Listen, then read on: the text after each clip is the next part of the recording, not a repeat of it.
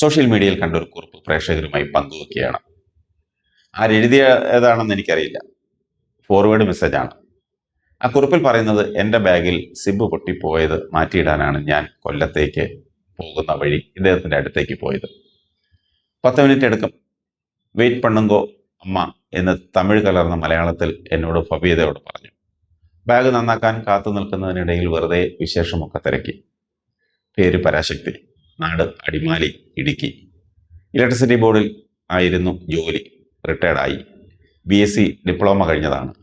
ഇപ്പോൾ വയസ്സ് 70. KSEBയിൽ നിന്ന് റിട്ടയർ ആയപ്പോൾ മിക്കവരും വിശ്രമിക്കുന്ന പ്രായത്തിൽ. പക്ഷേ പരാശക്തി ബന്ധുക്കളുള്ള കൊല്ലത്തേക്ക് വണ്ടി കയറി. റിട്ടയർമെന്റ് സമയത്ത് കിട്ടിയ കാശിന് ഇടുക്കിയിൽ 3 ഏക്കർ ഏലത്തോട്ടവും അതിലൊരു വീടും വാങ്ങിയിട്ടു. കൊല്ലത്ത് വന്നിട്ട് വെറുതെ ഇരുന്നില്ല. ആരോഗ്യമുള്ളപ്പോൾ കെട്ടിടപ്പണിക്ക് പോയി. കിട്ടിയ എല്ലാ ജോലിയും ചെയ്തു. വാർദ്ധക്യം ശരീരത്തെ തളർത്തിയപ്പോൾ വഴിയോരത്ത് ചെരുപ്പും ബാഗും നന്നാക്കുന്ന ആശാന്റെ കൂടെ പോയിരുന്നു. പണി പഠിച്ചു. ഇന്ന് ആശാനില്ല. അതേ സ്ഥലത്ത് പരാശക്തി ആ ജോലി ചെയ്യുന്നു. വൈദ്യുതി ബോർഡ് പെൻഷൻ തരുന്നുണ്ട്. എന്നിട്ടും രാവിലെ 6 മണി മുതൽ വൈകിട്ട് 6 മണി വരെ വെയിലും മഴയും കൊണ്ട് ചെരുപ്പ് തിന്നുന്നു. കൊല്ലത്ത് വന്ന് ജോലി ചെയ്ത പൈസയ്ക്ക് 5 സെന്റ് സ്ഥലം വാങ്ങി ഒരു വീട് വെച്ചു, സ്വന്തം അധ്വാനത്തിൽ.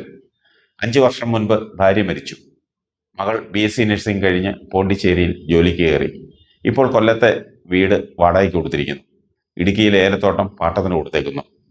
കൊല്ലത്ത് ചെറിയ ഒരു മുറി വാടകയ്ക്കെടുത്താണ് താമസം. സ്വന്തമായി പാചകം. മകൾ ഇടയ്ക്കിടെ വരും. ഇടുക്കിയിലെ ഏലത്തോട്ടം മഹീന്ദ്ര കമ്പനി വാങ്ങാൻ വന്നിരിക്കുന്നു.